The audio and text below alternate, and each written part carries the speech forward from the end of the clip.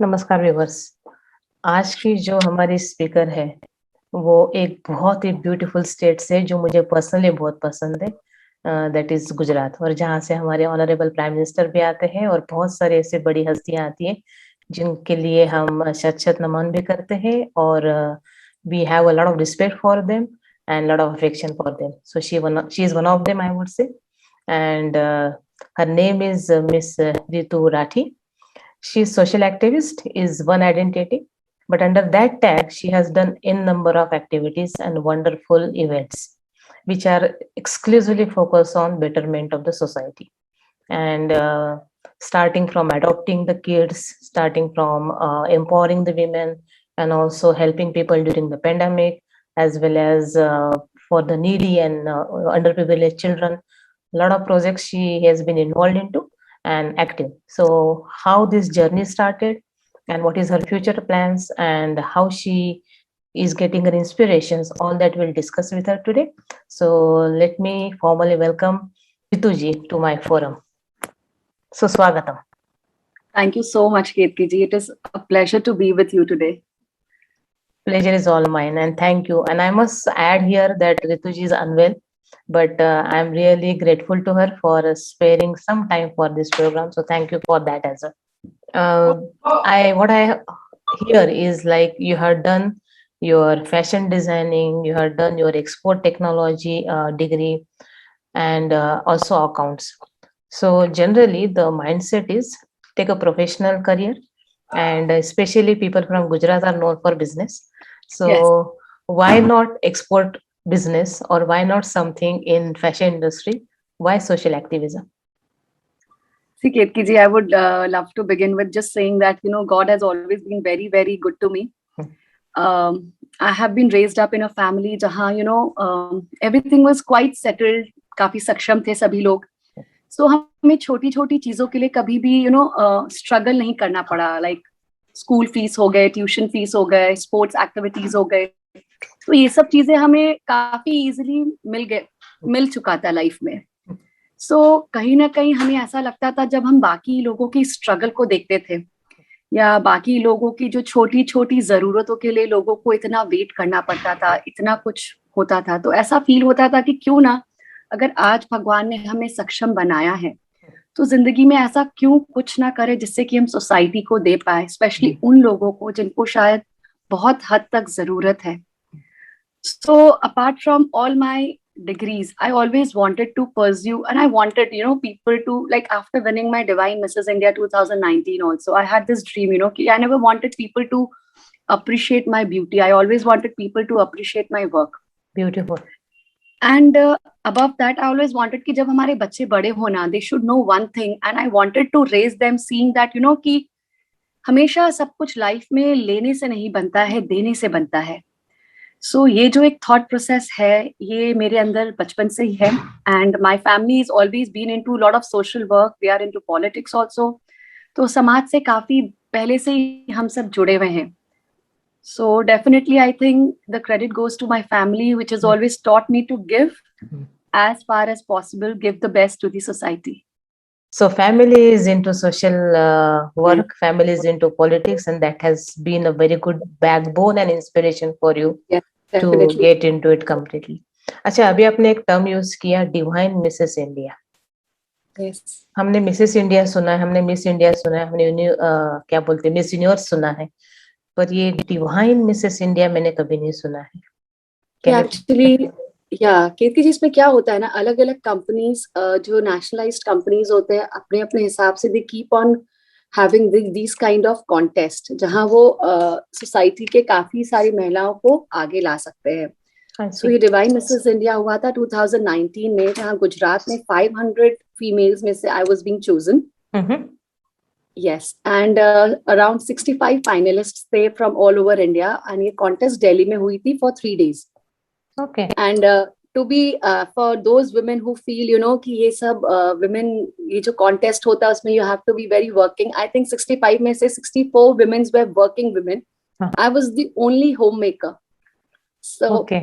जब मैं गई थी तो मुझे ऐसा लगा था कि I am the only home maker, मैं कैसे जीतूंगी. The kind of confidence these professional people have on ground. Yes. It's far better than what we like, kind of homemakers we have it. But then I was wrong. So this is a message for all the homemakers at home. See, if you have the will to do it, you can definitely do it. Wonderful message. And they should not underestimate themselves. They Absolutely. are capable. They are capable of everything. They just need to realize that they are capable, and उनमें जो talent है उसे बस थोड़ा बाहर लेके आना है, निकल के आना है, और थोड़ा सा वो जो चार दीवारी उसको लान के बाहर आना है, बाहर आना है. बिल्कुल. और थोड़ा लोगों का कम सोचना है. हाँ, हाँ. लोग क्या कहेंगे, ये जो एक टैगलाइन है उसको थोड़ा सा भूलना है, अपने लिए जीना है. जी. लोग क्या सोचेंगे, ये उन आई थिंक ये डिपार्टमेंट उनके लिए छोड़ देना चाहिए. हमें अपने वर्क पे फोकस करना चाहिए. एक्सेलेंट. तो उसके लिए कोई एज लिमिट है for that contest, just out of curiosity? Yes, it was below 40 था, and one was 40 to 60. So to be, I was 39. So I was at the edge, just below 40. True. And I was quite glad enough to win the contest. Absolutely. Amongst all the youngsters. Definitely. And congratulations for that. Thank you so Beautiful. much. अच्छा, ये एक सोच foundation की शुरुआत कैसे हुई? ये जैसे कीर्ति जी, हमारा एक खुद का फैमिली ट्रस्ट है, श्रिया देवी भागीरथ राठी बोल के. ये ट्रस्ट करीबन 15-20 ईयर्स से हम चला रहे हैं. जिसके तहत ब्लाइंड आश्रम है, छायड़ो है, काफी तरह के स्कूल्स हैं जो ऑपरेट करते हैं. ये एक सोच करीबन मैंने 2 साल पहले शुरुआत की थी, जब मेरी इच्छा थी कि कुछ यूथ और यंगस्टर्स को लेके एक एनजीओ बनाया जाए. क्योंकि एक सोच एक तरह की ऐसी सोच है जहां हम कोशिश करते हैं कि समाज की प्रगति को हम किस तरह से आगे लेके जा पाए. कहीं ना कहीं समाज का हिस्सा ही है हम, आप, हमारे बच्चे सभी. और अगर कहीं ना कहीं समाज प्रगति करेगा तो बच्चे करेंगे तो कहीं ना कहीं देश भी करेगा. Absolutely. तो ये एक सोच उसी सोच से बनाया गया है कि जो एक मिथ होती है लोगों के बीच में. जब हमने शुरुआत की थी HIV बच्चों के साथ काम करने, तो जब मैं काम पे जाती थी तो काफी लोग ऐसा बोलते थे, आप जा रहे हो, उनको छू रहे हो, आपको भी हो जाएगा. तो इस तरह की बहुत सारी मिथ है. तो हमारी कोशिश थी कि इस एनजीओ के थ्रू हम जितने यंगस्टर्स, कॉलेज यूथ को जोड़ सके, और उनके बीच इस तरह के ये जो मिथ है बच्चों को लेके, अलग अलग बीमारियों को लेके, उसको हम तोड़ पाए. और इसमें हम काफी हद तक सक्षम भी हुए हैं. अब हमारे इन HIV, थैलेसीमिया, इन सबके बच्चों पे हमने इतना कार्य किया है, तो अब उससे इंस्पायर होके बहुत सारे एनजीओ सपोर्ट कर रहे हैं आज उस कार्य को, और उन बच्चों के लिए खड़े हो रहे हैं. तो इस तरह का हमारी जो सोच है कि कहीं ना कहीं जो समाज में छोटी मोटी मिथ है उसे हमें तोड़ना है, और महिलाओं को और अंडर प्रिविलेज बच्चों को आगे लेके आना है. इस पे एक थोड़ा सा डेविल्स एडवोकेट वाला क्वेश्चन पूछूंगी. क्या है ना, every NGO starts with a very beautiful thought, very divine ideology, but somewhere in between the journey something goes wrong, and then that ideology is completely forgotten, and it becomes a kind of a commercial activity, or somewhere that original thought is buried. I would not say that every NGO, but we have seen few. तो इसमें मैं ये बात कहना चाहूंगी, देखिए, एक होता है इंसान एनजीओ या कोई भी फील्ड, पॉलिटिकल फील्ड, कोई भी एक फील्ड को पकड़ता है पैसे कमाने के जरिए से, और एक होता है कि इंसान उस कार्य में, क्षेत्र में घुसता है सेवा करने के जरिए से. तो ये दोनों चीजों में बहुत फर्क है. मैं ये नहीं बोलूंगी, बहुत सारे ऐसे होते भी होंगे एनजीओज जो गलत जरिए से पैसे कमाते भी हैं, कुछ डोनेशंस लेते होंगे, कुछ गलत कार्य में भी करते होंगे, बट वो एक उनका निजी स्वार्थ है और एक निजी तरीका है काम करने का. और इसमें मैं ज्यादा कुछ कहना नहीं चाहूंगी, कि बिकॉज देखिए, कर्म है एक इंसान का. आप गलत करोगे तो कर्म है आपके पास, तो वापस आएगी ही लौट के. ऐसे सीधे हाथ तो नहीं, तो कहीं ना कहीं तो आएगी वापस, ये तो तय है, ये तो हम आप सब जानते हैं, कर्मा है. तो अपने को फिलहाल मुझे ऐसा है कि मुझे, मेरा फोकस है मेरा काम, जो मुझे बहुत अच्छे से करना है, सेवा के माध्यम से. और मैं कर्मा में बहुत विश्वास रखती हूँ. अच्छा करेंगे तो अच्छा अपने आप से लौट के आएगा. उसे फिर ज्यादा उसके लिए मेहनत करने की जरूरत नहीं पड़ेगी. एब्सोल्युटली. सत्कर्म करोगे तो सत्फल मिलेगा, फल मिलेगा ही अपने आप. बिन मांगे बहुत कुछ मिल जाता है. एब्सोल्युटली.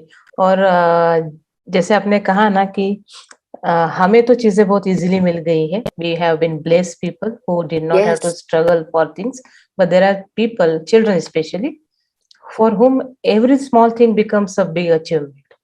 एंड बहुत मायने रखता बहुत मायने रखती है. और ऐसे बच्चों के चेहरे पे जब आप खुशी देखते हैं ना, तो वो वाली खुशी जो है ना, वो किसी पैसे से खरीदी नहीं जा सकती है. कुछ नहीं, और वो खुशी, वो ब्लेसिंग, वो आप कहीं भी जाए, कुछ भी कितना भी आप कर ले गलत, वो आप उस चीज को आप ले नहीं पाओगे, ले तो नहीं वो पाओगे. अपने आप में एक बड़ी अच्छी फीलिंग है। True. I'm assuming, or rather, I'm sure you just said it in the beginning, that family is really very supportive, and they are the one who are encouraging you.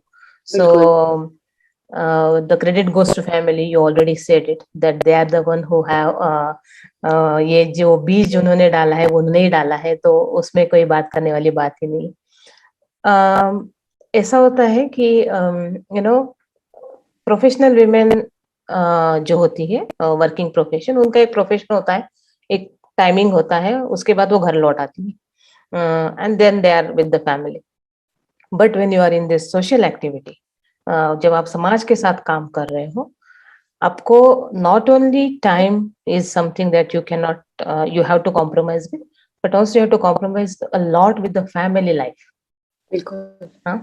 तो how do you balance this? मैं सबसे पहले कहना चाहूंगी ये बात कीर्ति जी again, कि मेरा परिवार मेरा बैकबोन रहा है।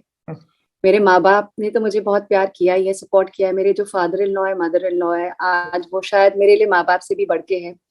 उन्होंने मुझे एक ही बात कही है कि तू बहू नहीं, बेटी नहीं, तू घर का बेटा है। तो जब आपके माँ बाप आप पे ये कॉन्फिडेंस रख के आगे बढ़ते हैं ना, तो काम करने का आपका जज्बा 3 गुना बढ़ जाता है। और उन्हें हमेशा यही लगता है कि हमें फक्र होगा अगर हम कहलाए जाएंगे कि हम ऋतु राठी के माँ बाप हैं। तो जब ये कॉन्फिडेंस माँ बाप को आपके ऊपर है, तो वो आपको सपोर्ट करते ही हैं। और आजकल का जो समय है ना कीर्ति जी, हर बच्चे को पसंद है कि उसकी माँ भी इक्वली काम करे।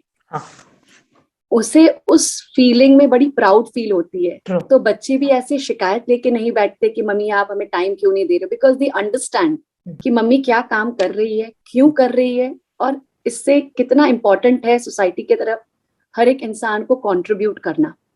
Definitely being a lady, being a bhabhi, being a mother, being a wife, challenging तो अनडाउटेडली होता है।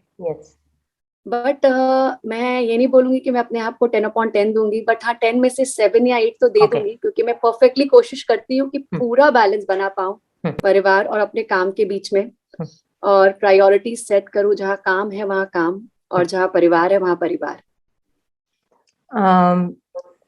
Not only this, but even women at large think that those who are into social activities, those who are into social service, घर में कुछ नहीं करती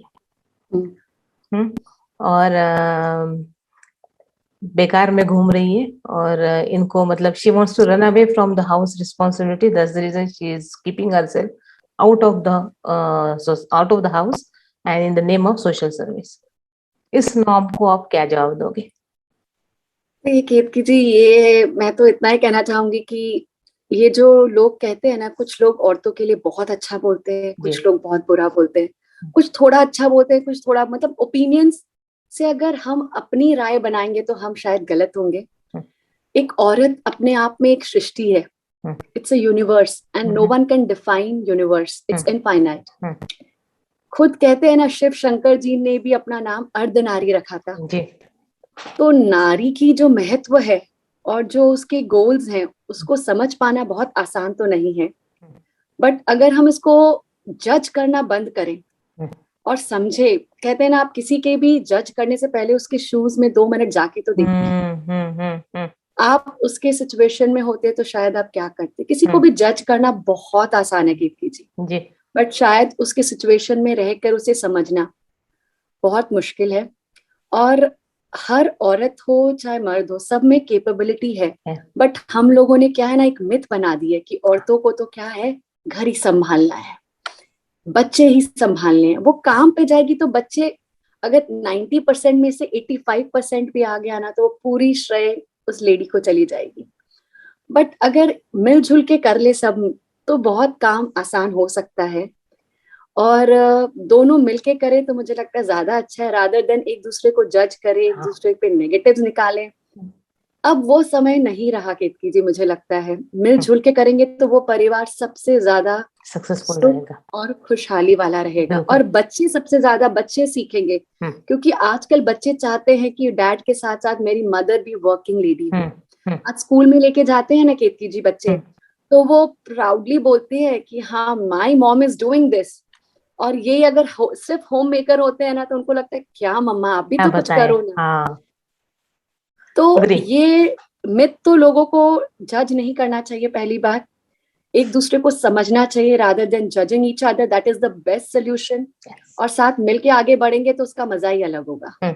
And I would add into this through to echo your point कि महिलाओं को भी ये माइंडसेट से बाहर आना बहुत जरूरी है, और बहुत जरूरी है। उन्हें भी अपने आप को घर के काम के अलावा और किसी काम में इन्वॉल्व करना बहुत जरूरी है, because that helps in not only building the confidence but also empowers you to learn something new and have your own identity. बिल्कुल केतकी, अभी कोविड के दौरान मैंने देखा कितनी महिलाओं ने घर से काम करना शुरुआत कर दी है। चाहे वो मिठाई बना रहे हो, चाहे सिलाई बुनाई, अचार बना रहे हो, सिलाई बुनाई कर रहे हो, कुछ भी। तो एक जो फीलिंग होती है कि हम खुद कमा रहे हैं, हो सकता है शायद परिवार में कमाई करने की जरूरत भी ना हो। ट्रू। बट एक वो फीलिंग कि ये मैं खुद कर रही हूँ अपने पैसे की कमाई और मैं खुद इंडिपेंडेंट बन रही हूँ, वो आज के टाइम में वो आत्मनिर्भर जो बोलते हैं ना, वो होना बहुत जरूरी है। And I always here from the elders that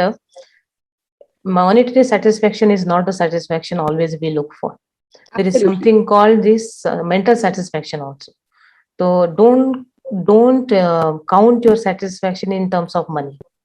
एक और पहलू है आपके काम का, जैसे आपने पहले बोला था कि ब्लाइंड आश्रम, जहाँ पे अंध व्यक्तियों की आप लोग सेवा करते हैं। एक होता है ना कि अगेन सेम थॉट, जो चीज इजीली मिलती है उसकी वैल्यू नहीं होती है। तो हमें इतना इजीली दिखता है सब कुछ, हमें पता ही नहीं है कि ना दिखने का मतलब क्या है।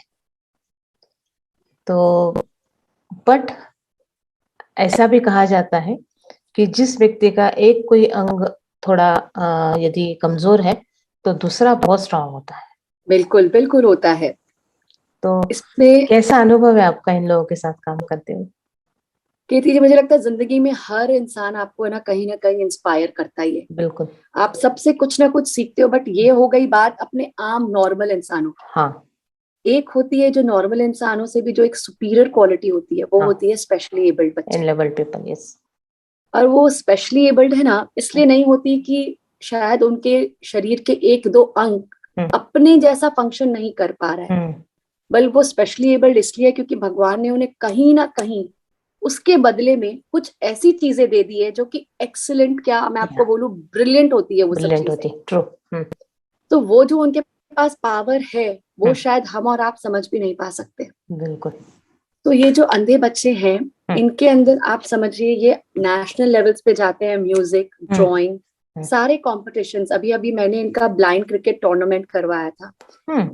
इनके बॉल में एक आवाज होती है, और वो बॉल अगर मैं अपने आंख में पट्टी बांध के ट्राई करूँ ना तो मैं बिल्कुल ना कर पाऊं वो चीज, वो मैं वो सेंस भी ना कर पाऊं। बट उनकी सेंसेशंस इतनी स्ट्रांग है कि वो 4 और 6 तो ऐसी चुटकियों में मारते हैं। So this is the power they have in them.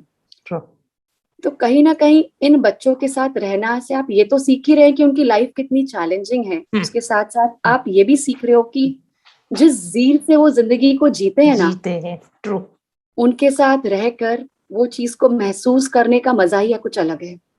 बहुत और हम छोटी छोटी चीजों के लिए रोते रहते हैं, हमारी इतनी बड़ी डिमांड लिस्ट होती है।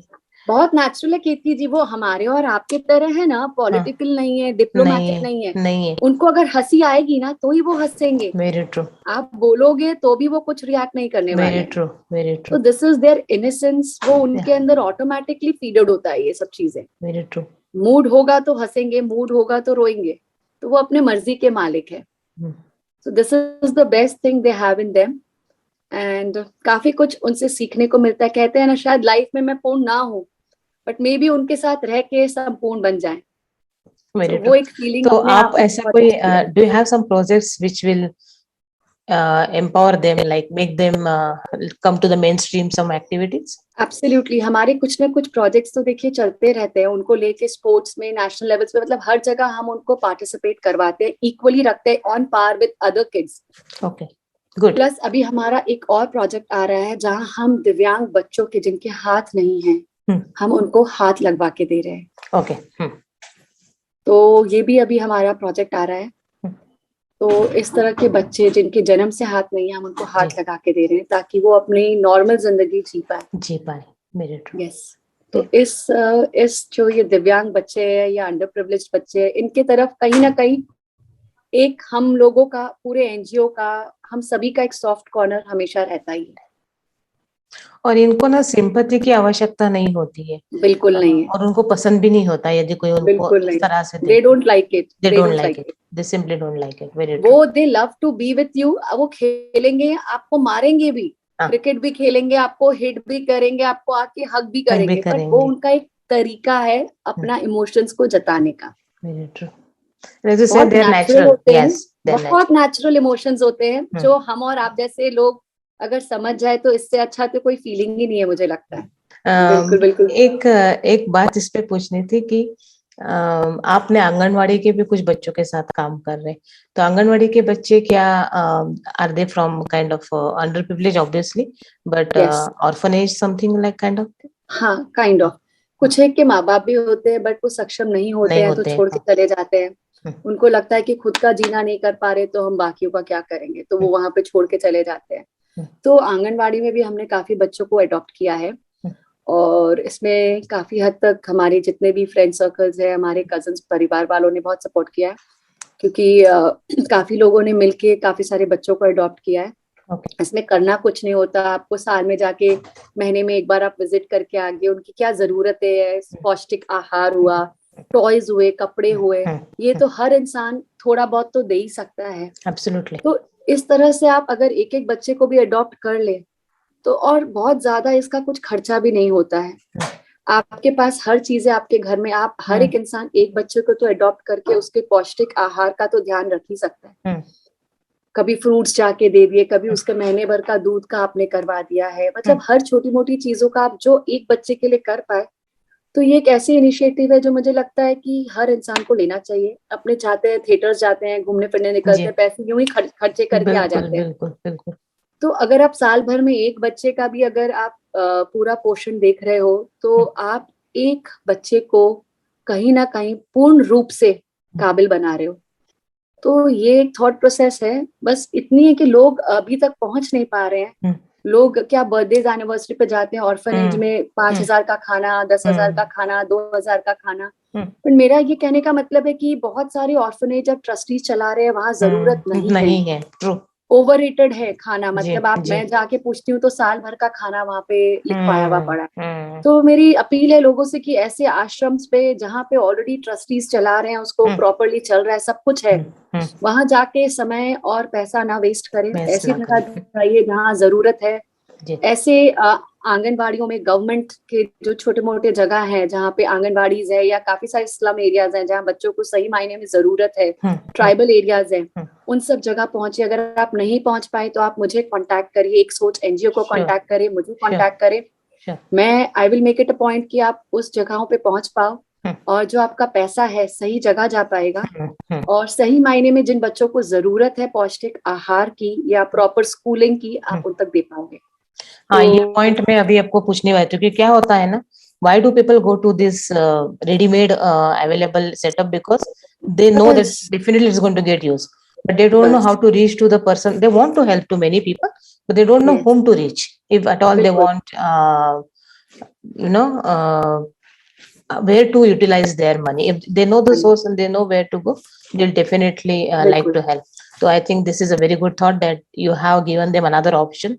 And अच्छा, इसके साथ साथ और एक बात ऐसे मेरे दिमाग में आती है जिसको मैं बहुत सोचती हूँ, जैसे आपने अभी कहा कि there are some parents who are not financially capable of taking care of the kids, and that's the reason they choose to put them in the place wherein somebody else will support them.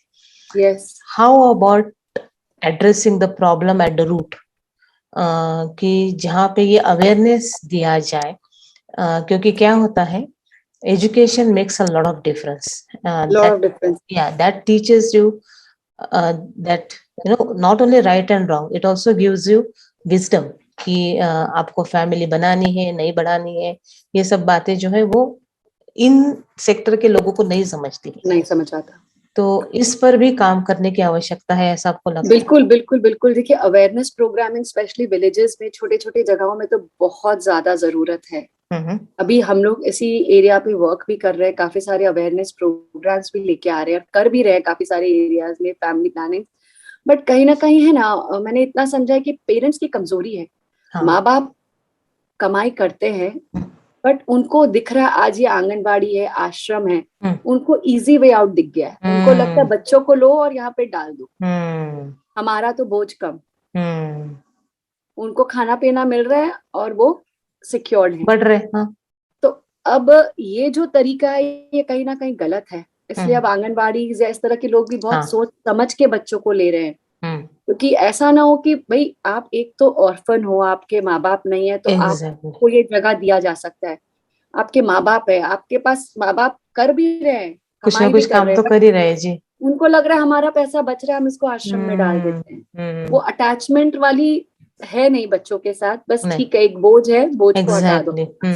तो ये सब चीजें हैं, तो ये सब चीजों पे डेफिनेटली हर इंसान को गौर करना चाहिए। अडॉप्शन से पहले ये सब चीजों को आजकल बहुत देखा भी जा रहा है, और डेफिनेटली ये पेरेंट्स को एजुकेशन तो है ही नहीं, देखिए बहुत बड़ी कमी है उस चीज की। तो गांव गांव तक ये बात को समझना समझाना थोड़ा मुश्किल है, बट हाँ बहुत सारी एनजीओस काम कर रहे हैं, और जितना डिजिटल हो पा रहा है अपना इंडिया, उस तरह से गाँवों में भी बहुत रेडियो के थ्रू, काफी सारी चीजों के थ्रू अवेयरनेस तो जा ही रही है।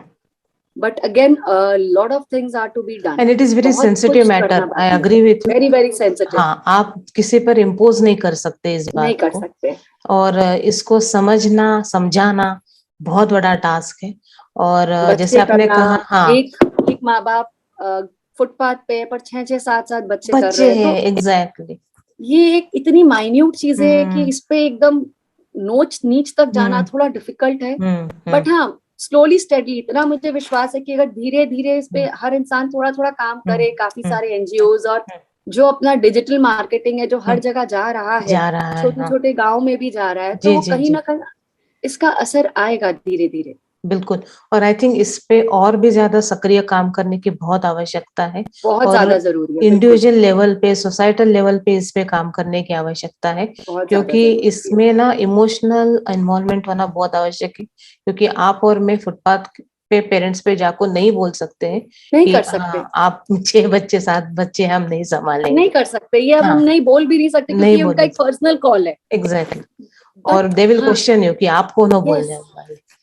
बट कहीं ना कहीं जागरूकता, अवेयरनेस लोगों को जब धीरे धीरे समझ आने लगे कि भाई क्या चीज हमारे बच्चों के लिए जरूरी है, हमारे बच्चे क्यों मर रहे हैं क्योंकि उनको प्रॉपर खाना नहीं मिल रहा, एक या 2 बच्चे करे तो शायद हम उनको अच्छा खाना भी दे पाए। तो ये सारी चीजें जैसे जैसे उन्हें समझ आएंगी तो शायद सिनेरियोस बदलेगा। एक और क्वेश्चन है मेरे, मतलब मैंने जब आपसे बात की थी लास्ट टाइम, मैंने सुना आपने एक बहुत सुंदर काम भी किया है, जिसपे मैं ज्यादा विस्तृत रूप से बात करना चाहूंगी, wherein you have involved yourself in eye donation और देहदान।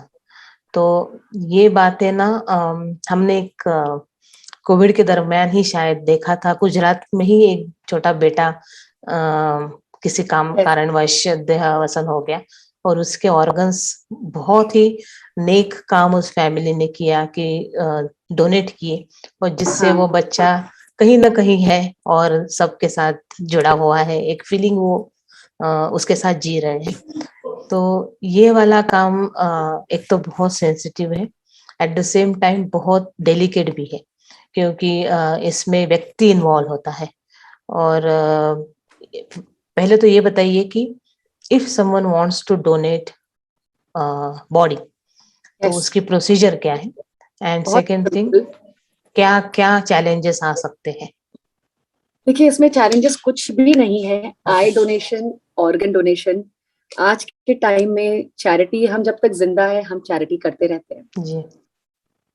एक बार हम मर जाए, बॉडी को करते क्या है, जला दिया जाता है या दफना दिया जाता है। वो देह का फिर काम ही क्या हुआ, मुझे बताइए। अगर आप मरने के बाद आपके अंग पीछे छोड़ के जा रहे हो तो आपके कारण शायद कुछ परिवार, कुछ बच्चे, कुछ माँ बाप, मतलब बहुत सारे लोगों की जिंदगी आप बना के जा रहे हो। काफी यंगस्टर्स भी, काफी मतलब, और मरने के बाद कौन याद करता है आपको? 2 दिन, 4 दिन, 6 दिन, सब भूल जाते हैं अपने कार्यशैली में। तो क्यों ना अपना कुछ ऐसा पीछे छोड़ जाए कि लोग आपको सही मायने से याद करें और आपके कारण उनकी जिंदगी संवर जाए। पर इसमें तो ना एक और, सॉरी टू इंटरप्ट यू, पर इसमें Yes, और एक एंगल ऐसा आता है कि there are many people who are against it in the name of rituals, in the name of culture. तो और मुझे लगता है कि I would not say who is wrong who is right, everybody is right in absolutely, their way. बिल्कुल बिल्कुल। तो उनको हम कैसे समझाए, समझाए से ज्यादा how will we convince them? क्योंकि जी जब मैंने किया था ना, तो मेरे फैमिली में भी कुछ लोगों ने मुझे कहा था कि ये क्या करने जा रही है तू, क्यों करने जा रही है तू। तो मैंने उनको बहुत लॉजिकली एक बात समझाया कि देखिए, जिंदगी मेरी है, ठीक है, इसके बाद के कॉन्सिक्वेंसेस अच्छे या बुरे झेलना तो मुझे ही है फाइनली। जी। जब मुझे झेलना है तो मैं कुछ ऐसा ही करके जाना चाहती हूँ कि मेरे पीछे कुछ लोग जी सके जिंदगी। तो मेरी इच्छा यही थी कि मैं देख के जाऊं, और ये हर इंसान को अपने ही लेवल पे लोगों को समझाना पड़ेगा। इसमें प्लीज मैं रिक्वेस्ट करूंगी, कोई भी कल्चर से इसका कोई लेना देना नहीं है। ये एक बहुत बड़ा मिथ है अगेन, और ये लोगों को बदलना पड़ेगा। इसीलिए कहते हैं ना, एक सोच की सोच ही यही है कि लोगों की सोच को थोड़ा कहीं ना कहीं आप लोगों को अपने सबको बदलना है। क्योंकि अगर हम पुरानी सोच के साथ चलेंगे तो हम आगे कभी कुछ अच्छा कर ही नहीं पाएंगे, कुछ हट के नहीं कर पाएंगे। और इतने अच्छे कार्यों को अपने रिलीजन, कल्चर, इन सब चीजों से जोड़कर हमें नेगेटिव नहीं करना चाहिए। कोई रिलीजन, कोई भी कल्चर ऐसा कभी नहीं बोलता कि आप देहदान ना करें। आपके जाने के बाद अगर आपके आंख से कोई दुनिया देख पा रहा है, या आपके अंश से, आपके शरीर के किसी भी हिस्से से अगर कोई जी पा रहा है, तो इससे बड़ा सुख और इससे बड़ी दुआ कुछ भी नहीं है। मरने के बाद आप चले जाओगे, बट अगर आप अपना अंश दान करके जा रहे हो, आप सालों साल तक लोगों के दिलों में, लोगों के परिवार में, लोगों के साथ जिंदा रहोगे। सो सबसे अपील है और रिक्वेस्ट है कि इतनी अच्छी पॉजिटिव थॉट को प्लीज किसी भी रिलीजन या कल्चर के साथ ना जोड़े और इसे नेगेटिव ना बनाए। बहुत सारी चीजें ऐसी है जो हमें इस मिथ को तोड़ के आगे बढ़ना होगा, और ये हम और आप जैसे लोग ही कर सकते हैं। और इस चीजों को हमें बहुत अच्छे से समझना है और अपने आगे वाले जेनरेशन को भी समझाना है। So again an appeal to everybody, हो सके तो अंश दान करें, आई डोनेट करें। इससे बड़ा सुख और दुआ कुछ भी नहीं है आज के टाइम पे। So an honest appeal to everybody. Personally, what I feel is, tomorrow, let's say for some reason I lose my any dear person, and if I donate organs of that person, I would see my person through them, in them rather, and I think somewhere will get connected, will get attached to each other, and मेरी family और बड़ी हो जाएगी, उस एक व्यक्ति के साथ सीमित नहीं रहेगी, और भी ज्यादा लोग उसमें जुड़ेंगे, और आई थिंक उससे ज्यादा खुशी की बात और क्या हो सकती है? कुछ भी नहीं हो सकती। अब प्रोसीजर बहुत सिंपल है, आपको समय रहते ही, व्हेन यू आर अलाइव, आज ही आपको एक फॉर्म को साइन करना है। आपको फॉर्म साइन करके डिपॉजिट करा देना है, और जब भी आप whenever you lose your life, वहां से टीम आती है, आपका पूरा होता है और एवरीथिंग इज डन, एंड फिर आपकी बॉडी को जैसा भी है वो दे दिया जाता है। तो इसमें कुछ प्रॉब्लम तो होती ही नहीं है। It is very very simple procedure. So it is keen कि everybody should do it, and we need to change ourselves, our mindset. हम बदलेंगे तभी दुनिया बदलेगी, तभी हमारे आसपास की सराउंडिंग्स बदलेंगे। और हर समय हम ब्लेम नहीं कर सकते रिलीजन को, कल्चर को, ट्रेडिशन को। मतलब हम लोगों ने अपने रिलीजन को एक वेपन बना लिया है, जहां जरूरत है बस एक सही जगह पे निकालो और उसे यूज कर लो। Please do not do that. Our religion is our strength. हमारी रिलीजन, हमारा कल्चर, हमारा स्ट्रेंथ होना चाहिए, हमारी कमजोरी नहीं। सो उसे स्ट्रेंथ बना के चलिए और अच्छे कार्यों में उसको सही तरह से इस्तेमाल करें। Makes a lot of sense. And as you rightly said, that do not use your culture and religion for your convenience. Yes. Use it for the betterment of society. Betterment of the society, क्योंकि Yeah. हर religion यही बोलता है सेवा करो Yeah. और अच्छे कर्म करो। कोई Yeah. रिलीजन आपको गलत शिक्षा नहीं देती है। रितु जी, और एक बहुत ही सेंसिटिव सिचुएशन हमारे देश में चल रही है, और मैं पूरी जिम्मेदारी के साथ ये स्टेटमेंट करना चाहूंगी कि ये बेसलेस नहीं है, या ये किसी तरह से प्रोपेगेंडा नहीं है, but there are scenarios and there are events where in Hindu girls are getting misled, misguided, and later on they are facing a lot of problem and harassment and atrocity in the name of love. And we have found out that this is purposefully done. This has a very solid machinery behind it. Absolutely. And it is hampering our society. I want you to comment on two things. One is about this activity. Second, the girls also who fall prey for this. देखिए केतकी जी, कहीं ना कहीं जो love जिहाद का issue आता है ना, मैं उन लड़कियों से कहना चाहूंगी कि पता नहीं क्यों वो कैरिड अवे हो जाते हैं। आज इतना ज्यादा मीडिया में प्रोपागेंडा है लव जिहाद का, इतना अवेयरनेस प्रोग्रामिंग है, इतने सारे लॉयर्स उठ के खड़े हो चुके हैं, इतने लीडर्स आगे आके बोल रहे हैं डे टू डे में, फिर भी अगर उन्हें ये बात नहीं समझ आ रही तो कहीं ना कहीं वो अपने पैरों पे खुद ही कुल्हाड़ी मारते हैं। तो ये बहुत छोटी सी कॉन्सेप्ट है, बहुत क्लियर कॉन्सेप्ट है कि उनको यूटिलाइज किया जा रहा है। एब्सोल्युटली। अपनी निजी चीजों के लिए उनका इस्तेमाल किया जा रहा है। जी जी। तो ये चीज तो लड़कियों को खुद को पहले समझना चाहिए कि वो खुद अपना इस्तेमाल करने क्यों दे रहे हैं। जब क्लियर आपको पता है कि उनका फोकस क्या है, उनका फोकस अपने को दिख रहा है कि एकदम गलत है, वो किस सिचुएशन से ये कार्य करना चाह रहे हैं, जब सब चीजें हमारे आगे हैं फिर भी हम अगर उसका विक्टिम बन रहे हैं तो सबसे पहले हमारी गलती है। Love is blind but it can not be at the cost of life. मतलब ब्लाइंड, इतना भी ब्लाइंड नहीं है कि आपके आगे दलदल है और आपको दलदल ही ना दिखाई दे। ये तो फिर क्या है ना, आपने खुद ही सोच लिया कि मुझे दलदल में जाके गिरना ही है, तो माँ बाप भी आपको कब तक बचा पाएंगे। कितने भी हम गवर्नमेंट वाले हो जाएं या कितने भी एनजीओज हो जाएं, लॉयर्स हो जाएं, आप जब एकदम फंस चुके होंगे तब आप हमें पुकारोगे तो तब कोई कितना हेल्प कर पाएगा। तो सबसे ज्यादा इम्पोर्टेंट है कि प्लीज समझे इस चीज को कि लव जिहाद एक वेपन है आपको यूटिलाइज करने के लिए, इसका शिकार ना हो। और इस तरह की जब भी आपके पास प्रपोजल्स आते हैं या किसी भी तरह से आपको फंसाया जाता है, सबसे पहले अपने आसपास के लोगों से मदद ले। हो सकता है आपके माँ बाप, आपके फ्रेंड्स ना हो तो कोई बात नहीं, आपके आजू बाजू बहुत सारी ऐसी चीजें हैं।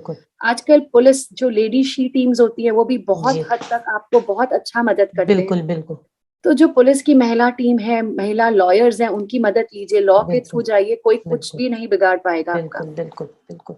तो लॉ, और आज के डेट में इंडिया में तो लॉ केतकी जी बहुत उम्दा है, बहुत ही बेहतर है, स्पेशली फॉर फीमेल्स के लिए। तो लोग लॉयर्स और पुलिस वाले खड़े रहते हैं आजकल फीमेल्स भी इतनी पावर है, तो वो उन पावर्स को आप सही जगह यूटिलाइज करिए। और इस तरह का कोई भी जगह आपको लग रहा है कि कोई आपको फंसा रहा है या आप फंस भी चुके हैं, तो अगर आपको उससे बाहर निकलना है इमीडिएटली, तो आप उसके अंदर दबे ना, दबते रहोगे तो दबते ही चले जाओगे आप। फ्रेंड्स ही ज्यादा मिसगाइड करते हैं, तो कोशिश करिए फ्रेंड्स से थोड़ा कम ही शिक्षा ज्ञान ले। बहुत सारे अच्छी जगहें हैं जहां आपको मालूम होना चाहिए कि हाँ ये इंसान मुझे सही गाइड करेगा, ये मेरे वेल विशर्स हैं। और कितने भी हो जो आपके बड़े होते हैं, बुजुर्ग होते हैं घर में, वही आपके गार्जियन होते हैं। हाँ, ये तो एक बहुत बड़ी साल से जानते हैं। ये बहुत ही सटीक संदेश और मैसेज मैं भी आपके साथ शेयर करना चाहूंगी कि please don't think that your parents are against you. बिल्कुल, please don't think that they are your enemies. जो पेरेंट्स आपको आज बचपन से पाल रहे हैं वो आपके एनिमी कैसे हो सकते हैं? कैसे हो सकते हैं? वो आपके एक एक नेचर से, आपके रग रग से वाकिफ है। तो आपको सबसे बेस्ट सजेशन आपके गार्जियन ही देंगे। जी, हो सकता है वो उस वक्त आपको ना समझ आए, बट फ्यूचर के लिए वो आपके लिए बेस्ट सजेशन बेटर होगा। होगा। जी, एंड ट्रस्ट भी, कोई भी फ्रेंड आपको वो सजेशन नहीं दे नहीं दे पाएगा। पाएगा, क्योंकि वो फ्रेंड्स कहीं ना कहीं मैच्योरिटी लेवल सेल्फिश नहीं हो होती जाते है। हैं, एंड और नॉट ओनली फ्रेंड्स दैट, कहीं ना कहीं सेल्फिश हो जाते and हैं। not only that, they are also not that mature to understand the depth absolutely, of the problem. उन्हें मालूम ही क्या है अभी हाँ, तक दुनिया के बारे में, वो वही जानते ही कितना वही है। वही वो एक्सपीरियंस जो माँ बाप के पास है, जो बड़ों के पास है, बुजुर्ग के पास है, वो किसी और के पास किसी और के नहीं है। पास नहीं है। हो बिल्कुल सकता है जनरेशन गैप होगा, तरीका उनका समझाने का शायद अलग होगा। अलग होगा। हो सकता है वो गुस्सा से बोल जाए या थोड़ा स्ट्रिक्ट हो जाए, तरीका गलत हो सकता है, बट गाइडेंस एंड एडवाइस गलत एडवाइस नहीं होगा, गलत नहीं होगी, डेफिनेटली गलत नहीं होगा। Definitely. Women themselves don't want to come out of the house, don't want to learn the things, don't want to explore their own capability, because somewhere they are, it's not that they are scared, they're happy in that comfort zone, and they don't want to take the step ahead and do something different. क्योंकि सबसे पहले तो मैं, ये आपने जो कहा था कि वुमेन एम्पावरमेंट वर्ड ही अपने आप में बड़ा ओवर रेटिंग वर्ड है। तो ये और देखा जाए ना कहीं जो हमारी दादी नानी सही मायने में तो एम्पावर्ड यही लोग थे। जी जी, घर का सारा काम खुद करते थे इंडिपेंडेंटली, बिल्कुल पर बिल्कुल। कभी भी उन्होंने ये नहीं कहा कि वी आर एम्पावर्ड वुमेन। हाँ सो औरतें बहुत पहले से ही सक्षम है, हाँ, they are already empowered. Yes, तो उनको और ज्यादा एम्पावरमेंट की जरूरत नहीं है। नहीं है। सबसे ज्यादा इम्पोर्टेंट ये है आज के टाइम में कि हर औरत जो घर से भी काम कर रही है ना, चाहे कुछ नहीं भी कर रही है, अगर उसके घर में उसकी बातों का वैल्यू है ट्रू। अगर उसने कुछ कहा है, उसे वेटेज दिया जा रहा है फैमिली में, उसकी बातों को वैल्यू दिया जा रहा है, तो वो वह महिला एम्पावर्ड है। अपनी सेल्फ रिस्पेक्ट, अपनी कैपेबिलिटी को पहचानना ही एम्पावरमेंट है। आपको जरूरी नहीं है एम्पावर्ड होने के लिए बहुत बिजनेस टाइकून होना पड़ेगा, या बिल्कुल influencers with lakhs of followers होना पड़ेगा, या हाँ, सोशल एक्टिविस्ट होना हाँ, पड़ेगा, तो ही आप एम्पावर्ड वुमेन हो। ये नहीं है ऐसा नहीं कुछ भी। नहीं, you are empowered only if you understand कि आप केपेबल हो। हाँ अगर आप कुछ कार्य अपने आप से कर पा रहे हैं सक्षमली, इंडिपेंडेंटली, यू आर एम्पावर्ड। सो ये कॉन्सेप्ट, ये सोच बिल्कुल नहीं लाना चाहिए कि सिर्फ एक लेवल पे आके ही हम एम्पावर्ड होते हैं। बहुत होते हैं। ऐसा नहीं है, हम छोटे छोटे लेवल्स पे भी we are empowered if we are capable to do our things on our own. And हाँ, डेफिनेटली वुमेन एम्पावरमेंट के हम बहुत सारे प्रोजेक्ट्स कर रहे हैं, और हमारी ये कोशिश रहती है जो महिलाएं घर से काम कर रही हैं उनको हम आगे लेके आए। अभी रिसेंटली हमने वोकल फॉर लोकल किया था, हाँ जहाँ हमने 70 महिलाओं को जो गांव में काम करते हैं, मतलब जो दिव्यांग हैं, विधवाएं हैं, और उन्होंने आज तक कभी बाहर निकल के काम नहीं किया, तो हमने वैसे 70 महिलाओं के लिए एक फ्री फेयर रखा था। और उस फ्री फेयर में उनका आना जाना, नवसारी, बारडोली, जहां से भी आजू बाजू गांव से उनका आना जाना, स्टॉल सब हमारे पे। ओके उनको सब फ्री, बस उनको खाली आना के अपना स्टॉल रखना था वहां पे। ओके, अपना और प्रोडक्ट सेल करना है। हाँ, उनको खाली सेल करना है उनका सामान, और जो कमाए वो घर लेके जाएंगे। तो वो एग्जीबिशन इतना बिग सक्सेस रहा कि उन्होंने सिर्फ अपना स्टॉक ही नहीं सेल किया, इतने ऑर्डर्स लेके गए घर पे। एंड उसके बाद उन्होंने जितना भी कार्य किया, जितने भी जैसे एग्जीबिशंस थे, उनको लोगों ने वहां जोड़ा है, और फ्री ऑफ कॉस्ट उनको बहुत सारी जगह स्टॉल्स रखने को मिला। Very good. सो इस तरह से कहीं ना कहीं बहुत सारी महिलाएं एम्पावर्ड हुए हैं जो घर से कर रहे थे कार्य। तो इस तरह के छोटे छोटे प्रोजेक्ट्स हम करते रहते हैं, और कोशिश रहते हैं कि जो महिलाएं अक्सर घर से काम कर रहे हो, जिन्हें कोई एक्सपोजर नहीं मिला हो, उन्हें हम एक्सपोजर दे पाए। That's a very good thought and very good initiative. अच्छा, इतनी एम्पावरमेंट की बात हो रही है, तो आप भी एम्पावर्ड है क्योंकि आप बीजेपी के कार्यकर्ता बन चुकी हैं, तो उससे उससे क्या बदलाव आया है? बदलाव तो कुछ नहीं आया, सेवा तब भी कर रहे थे, सेवा अभी भी करनी है। हाँ। तो ऐसा कोई बदलाव नहीं है। और केतकी जी, मुझे मेरा काम बहुत पसंद है। दिख रहा है। मेरा काम ही मेरा पैशन है। कहते हैं मैं रात को सोती हूँ ना, तो सोने से पहले नोट करती हूँ कि मुझे कल के दिन में ये सारे काम करने हैं, और नेक्स्ट डे मैं जब तक नहीं सोती हूँ, जब तक मैं मेरे वो सारे काम फिनिश नहीं हो जाते हैं। सो मेरा काम को मैं बहुत एंजॉय करती हूँ। तो अब चाहे वो एक एनजीओ का काम हो, चाहे बीजेपी का काम हो, मैं अपने कार्य को बहुत एंजॉय करती हूँ और मुझे बहुत पसंद है। ये एनर्जी बहुत आवश्यक है जब आपको समाज सेवा करनी है, क्योंकि you have to be self motivated, otherwise you Yes. Can not perform 100%। अच्छा, एक बिल्कुल। लास्ट मैसेज यदि आपको देना है, या रादर मैं प्रश्न पूछूंगी फिर आप मैसेज दीजिए। मेरा एक प्रश्न ऐसा है आपको कि आप ब्लाइंड बच्चों के साथ काम कर रहे हो, आप ऑर्फनेज के साथ काम कर रहे हो, आप अंडर प्रिविलेज चिल्ड्रन के साथ काम कर रहे हो, आप डिस्ट्यूट वीमेन के साथ काम कर रहे हो। You know, somewhere our personality changes, our thought process changes.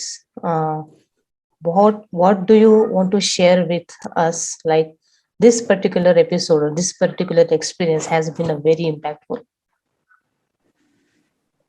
See, out of all my experiences, अभी recently जो मैंने दिव्यांग बच्चों के साथ अभी जो एक काम किया था ना, वो मेरा one of the most impactful experience रहा है।